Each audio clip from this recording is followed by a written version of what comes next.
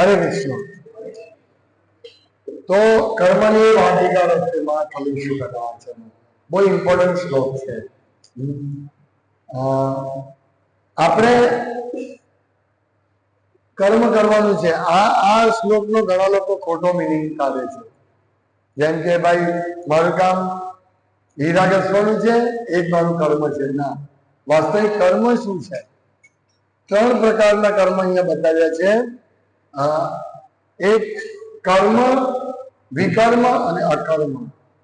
કર્મની વાટિકા રસ્તે માં ફલેશુ કદાચન। કર્મ એ છે કે જે શાસ્ત્રમાં આજ્ઞા આપી છે, આદેશ આપ્યો છે, તે કર્મ છે। શાસ્ત્રમાં અત્યારે આ બધા ઉગ્ર કર્મો છે। મોટી મોટી ફેક્ટરી બનાવી, કારની ફેક્ટરી, ટાયરની ફેક્ટરી, બોલ્ટની ફેક્ટરી, ડાયમંડની ફેક્ટરી, કપડાની ફેક્ટરી, આ બધા ઉગ્ર કર્મો છે। આ કર્મની ભલામણ નથી। ઉગ્ર કર્મ હંમેશા આપણને ચિંતામાં રાખે। આપણે બધા ચિંતામાં છીએ। તમે જુઓ, થોડા વર્ષો પહેલા, વધારે નહીં 30-40 વર્ષ પહેલા, તમારા પિતાજી, દાદા ગામડામાં રહેતા હતા, આવું ટેન્શન હતું? કોઈ ટેન્શન નહીં હતું। ટેન્શન? બિલકુલ ટેન્શન। તમે વિચારો, નહીં તો પૂછો ફોન કરીને। આપણે બધા ટેન્શનમાં છીએ। એક નાનો માણસ હોય કે મોટો, ત્યાં મજૂર હોય કે માલિક હોય, બધા સુખેથી રહેતા હતા, કારણ કે રિયલ કર્મ કરતા હતા શાસ્ત્ર અનુસાર। બ્રાહ્મણ, ક્ષત્રિય, વૈશ્ય, શૂદ્ર દરેકનું પોતપોતાનું કર્મ હોય। બ્રાહ્મણનું કર્તવ્ય 18મા અધ્યાયમાં કે છે, એના લક્ષણ, પછી ક્ષત્રિયનું, વૈશ્યનું અને શૂદ્રનું। અત્યારે બધા શૂદ્ર છે, બહુ ઓછા લોકો। વૈશ્ય એટલે કૃષિ, ગોરક્ષા, વાણિજ્ય, ધર્મ, કર્મ, સમાજ। વૈશ્યનું કાર્ય છે કૃષિ અને ગોરક્ષાનું પાલન પોષણ કરવું। તો વૈશ્ય પણ સુખી છે, ક્ષત્રિય પણ સુખી હતા, અને બ્રાહ્મણ અને શુદ્ધ પણ, ત્યારે શુદ્ધ પણ સુખી હતા। પણ આજે આખો સમાજ શુદ્રનું થઈ ગયો। શુદ્ર એટલે કોઈને ત્યાં નોકરી કરવી।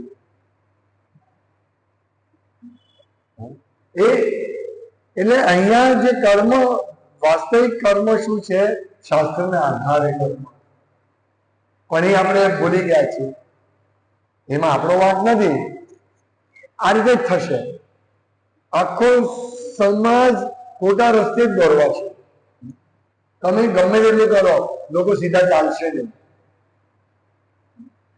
સીધો આપણે કહીશું કે કાન આમ પકડો, નહીં નહીં નહીં, આખું આમ ફરીને પકડશે। આ સમાજ જ એવો છે। એટલે અત્યારે જો આપણે સમજીએ આ શ્લોકને, કર્મની વાટિકા રસ્તે માં ફલેશુ કદાચન, તો આપણું અત્યારે એકમાત્ર કર્મ છે ભગવાનની સેવા કરવાનું।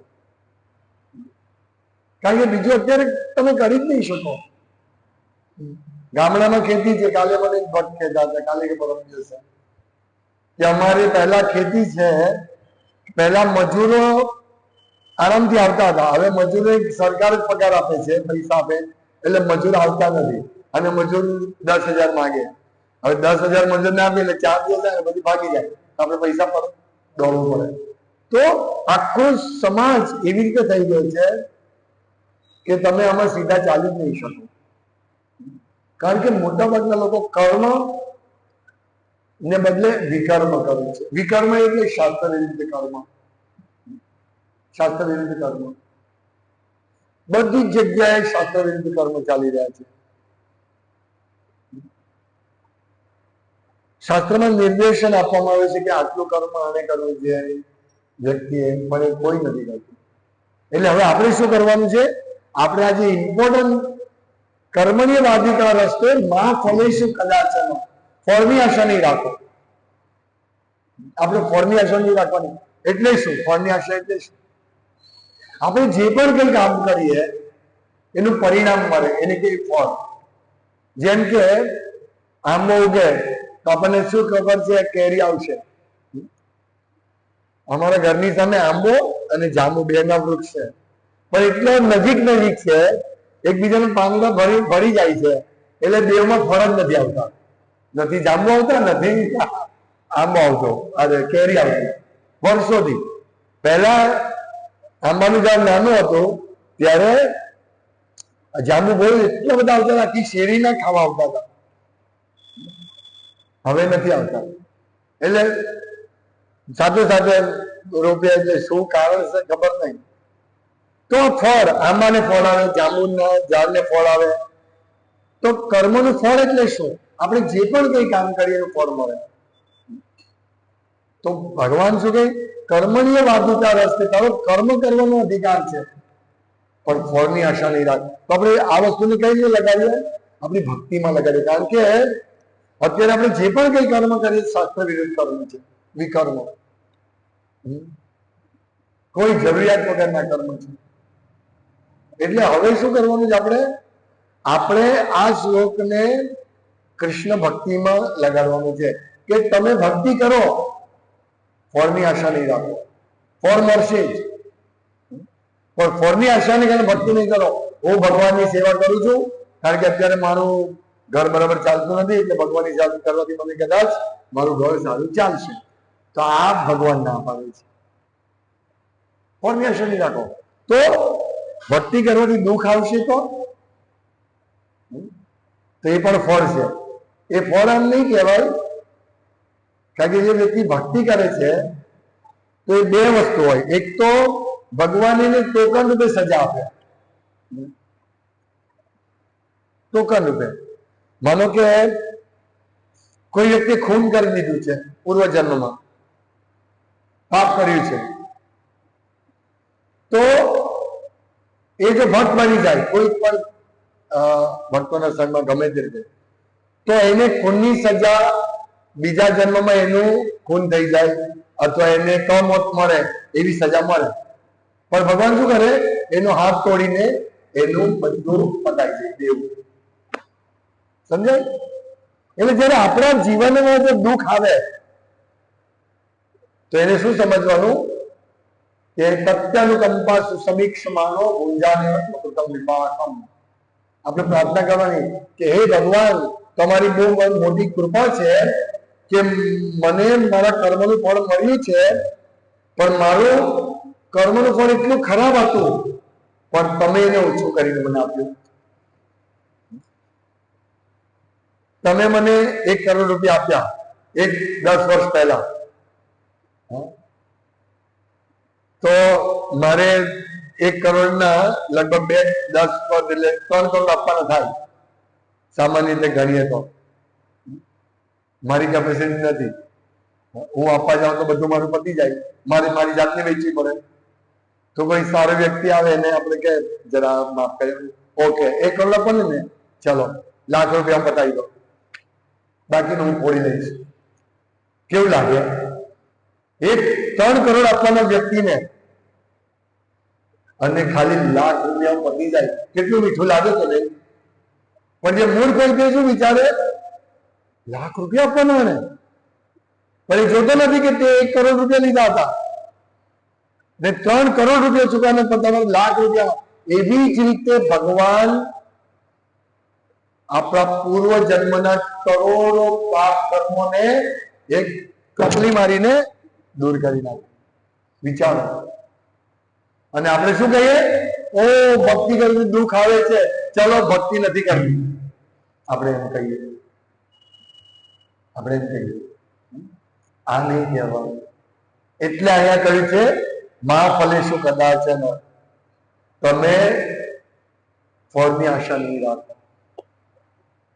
ભક્તિમાં આપણે લગાડીએ તો, એટલે આપણે જે પણ કઈ કામ કરીએ છીએ ફળની આશા નહીં રાખો. ભગવાન આપણને ફળ આપશે જ.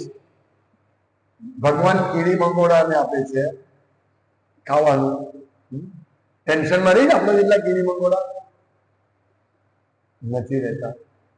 હવે ટેન્શનમાં રહી છે કારણ કે બેગોન સ્પ્રે આવી ગયું છે. ઘરમાં કીડી આવે એટલે આપણે ચોક દોરી દે, કીડી મરી જાય. એવું નહીં કરવાનું. શ્રીલ પ્રભુપાદના પિતાજી, એમની કાપડની દુકાન હતી. આ પાપ કર્મ છે, વિકર્મ. શ્રીલ પ્રભુપાદના પિતાજીની કાપડની દુકાન હતી. તે રોજ એક વાડકીમાં ઘઉં મૂકી દે અને દુકાનને એક ખૂણામાં મૂકી રાખે, બંધ કરીને જાય જાય. એટલે ઉંદર આવે, ઘઉં ખાઈને ચાલ્યો જાય. કપડું એક પણ એની કાપડની દુકાનમાં કપડું એક પણ એ નહીં કરે, ખરાબ નહીં કરે. એટલે કહેવાનું તાત્પર્ય કે આ બધા ઉપાય છે. આપણા ઘરમાં કીડી, કોઈ પણ વસ્તુ પર કીડી ચડી જાય, પણ જો તમે ખૂણામાં ક્યાંક ખાંડ કે કઈક પ્રસાદ મૂકી દો, કીડી ખાઈને ચાલી જાય. હું કેમ આમ કહું છું? આવું થયું માનજો તમે. ઘરમાં પ્રસાદ હતો, અમારું બાજુનું ઘર ખાલી છે, એની પાડી પર મેં કીધું ચાલો મૂકી દે, આજે જીવ જંતુ ખાઈ જશે. અઠવાડિયાથી તો કંઈક બગડેલું હોય અથવા તો વધારો હોય, દાણા ભાતના દાણા આપણે પોતુમાં તો કચરા નાખે, તેવું ત્યાં મૂકી દઉં. પછી 2 કલાક પછી જોઉં તો બધું સાફ. તો એ લોકોને લઈને તો એ લોકોનો ખોરાક લઈને ચાલ્યા જશે અને આપણે આપણા ઘરમાં એનો ઉપદ્રવ નહીં થાય. ખ્યાલ આવ્યો? એટલે આ કહેવાનું તાત્પર્ય કે આ શાસ્ત્ર વિરુદ્ધ કર્મ છે. હમણાં મેં વાંચ્યું કે ઉંદરને પકડવો હોય, પહેલા પાંજરા હતા, પાંજરા પકડીને છોડી દે એટલે બીજા 5-6 આવી જાય અંદર. પણ હવે એમને એવું કર્યું કે ગમ બનાવ્યું છે, ગમ પેડ. ઉંદર એ કરે એટલે ચોટી જાય ઉંદર અને તપડીને મરી જાય. એટલે તમે વિચારો, આ વિકર્મ છે, શાસ્ત્ર વિરુદ્ધ કર્મ. એટલે મારો પોઈન્ટ શું છે ખબર? કે આપણે બહુ ભાગ્યશાળી છીએ કે આપણે સીધા ભક્તિમાં લાગી ગયા. બાકી જો હીરા ઘસતા હોય કે મોટા બિલ્ડર પણ બનીએ કે મોટા વેપારી પણ બનીએ ને, તો પછીનો જન્મ, કારણ કે આપણે મોટા વેપારી બનીએ તો પૈસા એમને તો નહીં આવે, શોષણ કરીને આવે ને. કોઈ પણ રાતોરાત પૈસાવાળો નહીં બની જાય. આમથી તેમથી બેન બધું કામ કરે તો પૈસાવાળો બને. તે રીતે આવે, અકર્મ અને વિકર્મ કરીને આવે તો એની પછીની જીવનની સજા શું હશે? તમે વિચારો. અત્યારે આપણને લાગે હો કેટલું સરસ બંગલો છે, કેટલું સરસ એનું ઘર છે, કેટલો પૈસો છે, એની પાસે મર્સિડીઝ ગાડી છે, એવું લાગે. પણ જો આપણે કૃષ્ણ ભાવનાની દ્રષ્ટિથી જોઈએ, આ શ્લોકની દ્રષ્ટિથી જોઈએ તો એ ને બીજા જન્મમાં આ બધું ભોગવવું પડશે, બીજા અનેક જન્મમાં. કારણ કે આપણે એક કર્મ કરીએ છીએ. માનો કે મારી પાસે પૂર્વ જન્મના કર્મને કારણે મારી પાસે ઘણો પૈસા આવી ગયો, તો મને કર્મનું ફળ મળ્યું. હવે એ કર્મનું ફળ હું શું સમજુ? આ તો મારા પૈસા છે. એટલે ભગવાન અહીંયા ના પાડે છે, મા કર્મ ફળ હેતે ભૂહો. તું તારા કર્મ ફળનો તું જ એને પાત્ર છે. મીન્સ ભગવાન શું કહે છે? તું કદાપી પોતાની જાતને પોતાના કર્મના ફળનું કારણ માનીશ નહીં. એટલે મારી પાસે લાખ રૂપિયા આવી ગયા, રોજ મને સાંજે 100 રૂપિયા 200 રૂપિયા મળે ને અચાનક એક દિવસ મને લાખ રૂપિયા મળી ગયા, તો હું શું કહું? હો, જો મેં મહેનત કરી, મને લાખ રૂપિયા આવ્યા, મારા પૈસા. પણ ભગવાન શું કહીશ? કે કદાપી પોતાના કર્મના ફળનું કારણ માનીશ નહીં. આજે લાખ રૂપિયા મને આવ્યા ને, એ ભગવાનની કૃપાથી આવ્યા.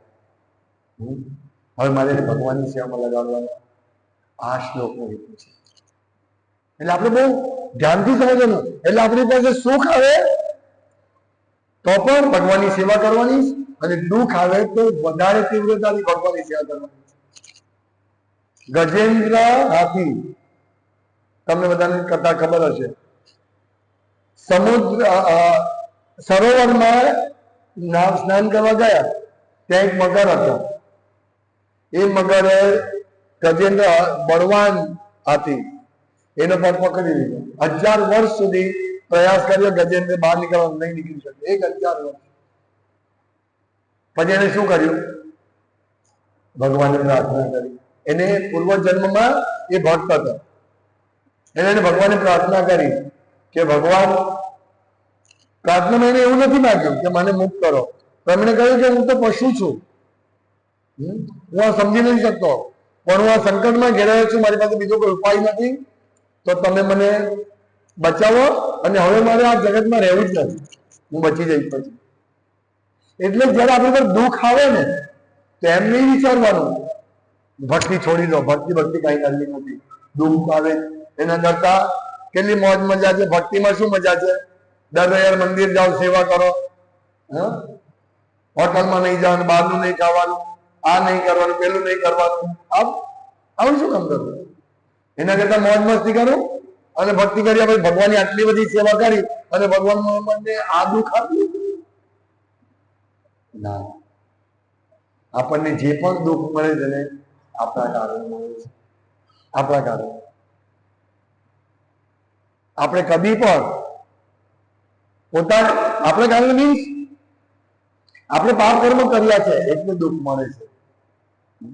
આ પાપ કર્મનું ફળ આપણે કહે ને કોઈ દુઃખી થતો હોય તો અમે બિચારો બહુ દુઃખી છે, પણ આપણે એને પાછળનું જોતા નથી કે એને પૂર્વજન્મનું શું કર્યું છે. જેમ આપણે મને 1 કરોડ રૂપિયા આપ્યા હતા, પણ જયારે મારે આપવાના આવ્યા 1 લાખ સેટલમેન્ટમાં, તો બધા બોલો મને 1 લાખ રૂપિયા આપી દઈ છે. ખ્યાલ આવે? એટલે આપણને શું દેખાય છે? 1 લાખ દેખાય, પણ પાછળ 1 કરોડ નથી દેખાતા.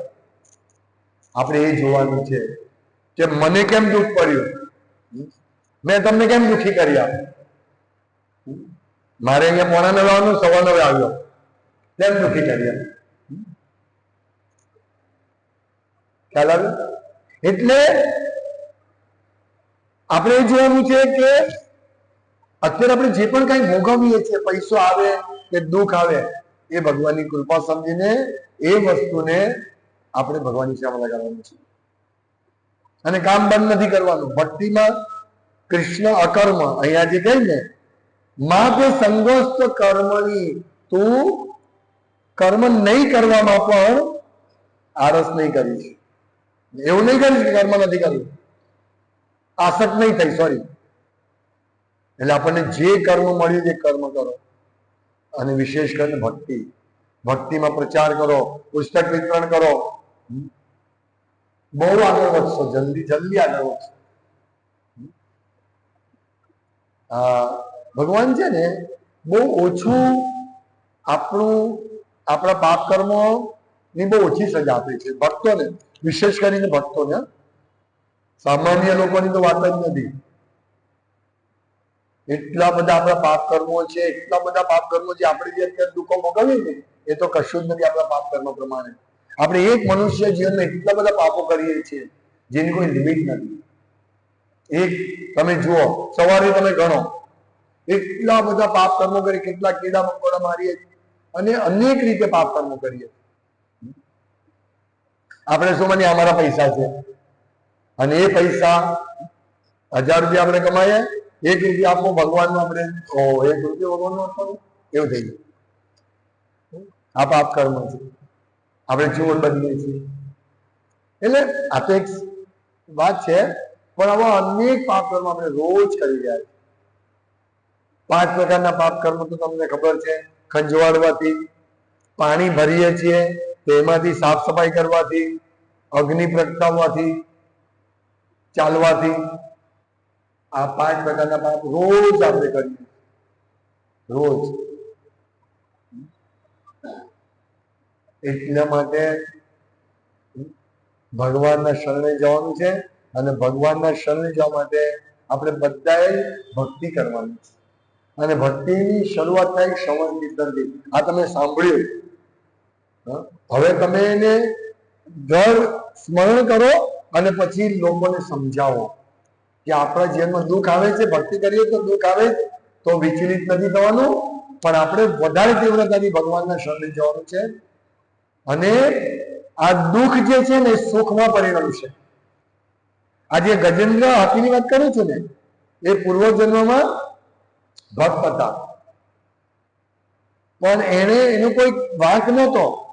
ઇન્દ્રદ્યુમ્ન નામનો એ રાજા હતો અને ભક્ત હતો ભગવાનનો, અને ભગવાનનું સ્મરણ કરતા હતા. ત્યાં અગસ્ત્ય ઋષિ આવ્યા અને એ બેસીને ભગવાનનું સ્મરણ કરતા હતા. અગસ્ત્ય ઋષિ આવ્યા તો એમનો સત્કાર નહીં કર્યો અગસ્ત્ય ઋષિનો. તો અગસ્ત્ય ઋષિ એકદમ ગુસ્સે થઈ ગયા. એ કે તને ભાન નથી, એટલે તું નિમ્ન યોનિમાં પણ હાથી બનીને તારું તું બીજા જન્મમાં હાથી બનશે. અને રાજા ભક્ત હતો, શાપ આવ્યો અને સ્વીકારી લીધો. ઓકે, કશું વાંધો. કારણ કેમ સ્વીકારી ખબર છે? એને કહ્યું આ ભગવાનની ઈચ્છા છે, ભગવાનની ઈચ્છા વગર કશું થતું નથી. અને સ્વીકારીશું અને હાથી બન્યો. પણ હાથી બન્યો પણ એને સ્મરણ હતું, એટલે પ્રાર્થના કરી છે ભગવાને. અને ભગવાન સ્વયં વૈકુંઠમાંથી કરોડો માઇલ દૂરથી હાથીની પ્રાર્થના સાંભળીને આ તરત જ આવે છે અને એને પાણીમાંથી ખેંચે છે અને મગરને સુદર્શન ચક્રથી કાપી નાખે, હાથીનો બચાવ કરે. મગર પણ એક ગંધર્વ હતો અને હાથીને બચાવે છે અને હાથી બચી જાય. હા, અને પછી એને પોતાની સાથે લઈ જાય છે ભગવાન. તો વિચારો, ભગવાનની પ્રાર્થના પહેલા શું લાગતું હતું? હો, વિચારજો, રાજાને શાપ આવ્યો. અગસ્ત્ય ઋષિ કેવા છે? શાપ આપ્યો, પણ એ શાપ વરદાન સાબિત થયો. કેમ? કારણ કે સ્વયં ભગવાનને લેવા આવે છે વૈકુંઠ. તો વિચારો, એટલે આપણી સાથે આવું જ બનશે. ભગવાન અથવા ભગવાનના પ્રતિનિધિ આવશે જો આવા દુઃખી સમયે આપણે ભગવાનને સ્મરણ કરીશું તો. ભાઈ દુઃખમાં આપણે છોડ જાઓ, ભાઈ બંધ કરો, હરે કૃષ્ણ, તો આવશે નહીં ભગવાન. છોડી દીધું. કેમ ભાઈ સત્સંગમાં ભાઈ નથી આવતા? બહુ દુઃખી થઈ જાય. છોડી નહીં. ગમે તેટલું દુઃખ આવે, ગમે તેટલી કસોટી આવે, છોડવાનું નહીં. આપણે હીરા ઘસીએ, હીરો ઉડી જાય તો આપણે કેટલો પ્રયાસ કરીએ. હવે ખબર નહીં કેટલો કરે લોકો, પણ મને ખબર છે, અમે નાનો હતો ને હું ત્યારે અમારા ઘરમાં ઘંટી હતી, બંદૂકડા નાકા 2 ઘંટી હતી. તો જો હીરો ખોવાઈ ગયો તો 2 કલાક આખું ઘર વાળે ને ત્યાં જવાય નહીં કોઈ લાગે. એટલે મને ખબર. તો ખોવાઈ જાય એમ આપણે ખોવાઈ ગયા છીએ. આપણા આત્મા હીરો છે, ડાયમંડ, કોહિનૂરથી મૂલ્યવાન. હવે એ આત્માને આપણે ભગવાનના ધામમાં લઈ જવાનું. જેટલી પણ સમસ્યા આવે, જે પણ દુઃખ આવે ને સહન કરો. અત્યંત કંબા સુસમીક્ષમાં સહન કરો. જો સહન કરશો આપણું કલ્યાણ થશે. અરે ક્ષમા કરજો, થોડું મોડું થઈ ગયું. એકચ્યુઅલી આ રસ્તેથી આને બદલે પ્રભુજી કે આમથી પણ એટલો લાંબો રસ્તો છે એમના ઘર પાસે બીજાપુર. આ રસ્તેથી આવતા અત્યારે ચાલી ગયો. હરે કૃષ્ણ. કોઈને પ્રશ્ન છે? બીજું હરિદામાં તો દર આ રવિવારથી આપણું